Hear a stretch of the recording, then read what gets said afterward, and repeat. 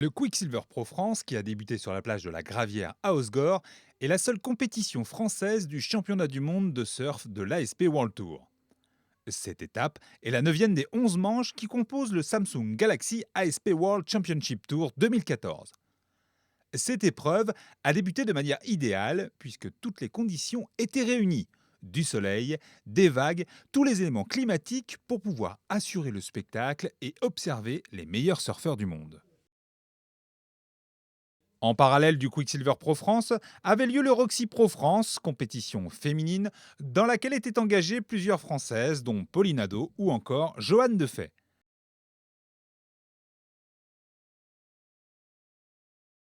Mais cette épreuve n'a pas été triomphale pour les surfeuses tricolores, qui surfaient pourtant sur leur terrain. Johanne Defay a tout de même réussi à se hisser en demi-finale.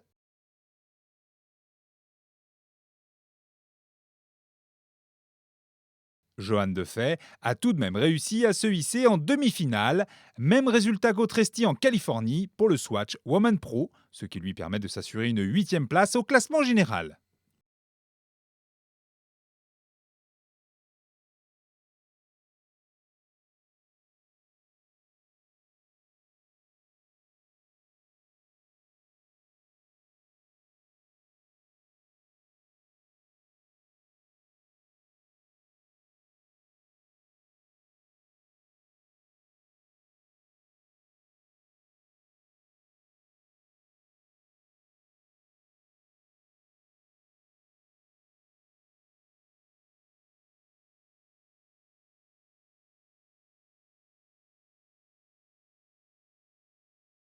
Et c'est la jeune surfeuse australienne Tyler Wright qui a tout juste 20 ans remporte le Roxy Pro France.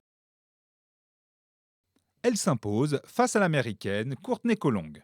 Une finale presque parfaite, elle obtient un score remarquable de 19-2 sur 20, ne laissant aucune chance à son adversaire.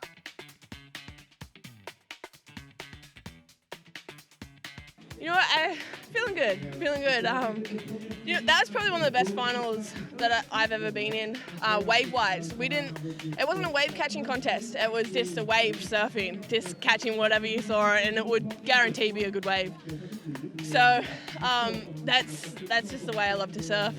But I'm just gonna enjoy this moment right now, and I wouldn't be able to do this week without Owen.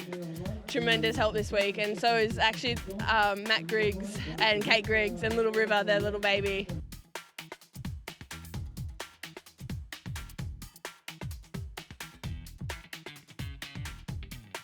Concernant le Quicksilver Pro France, il se joue entre le jeune brésilien Gabriel Medina, 20 ans, et le doyen de cette compétition, Kelly Slater, 42 ans.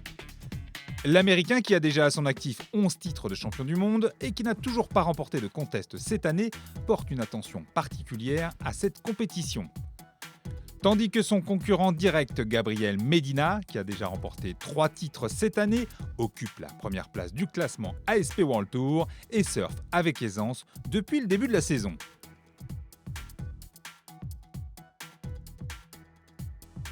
Coming into this back part of the year, though,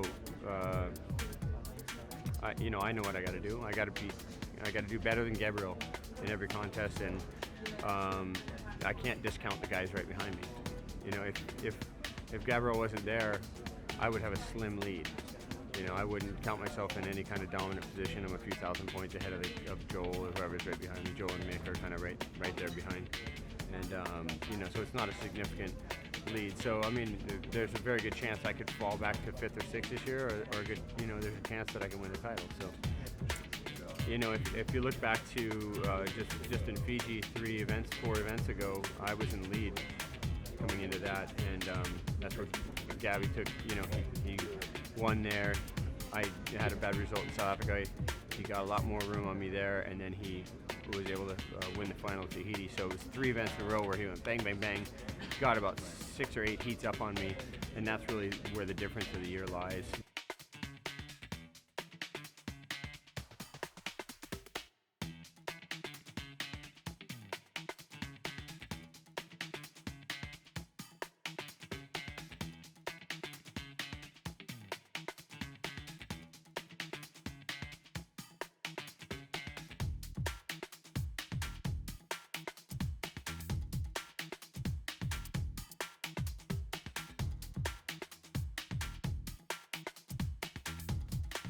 Suite aux conditions climatiques, les organisateurs du Quicksilver Pro ont décidé de reporter la compétition en raison d'un manque de vagues évident.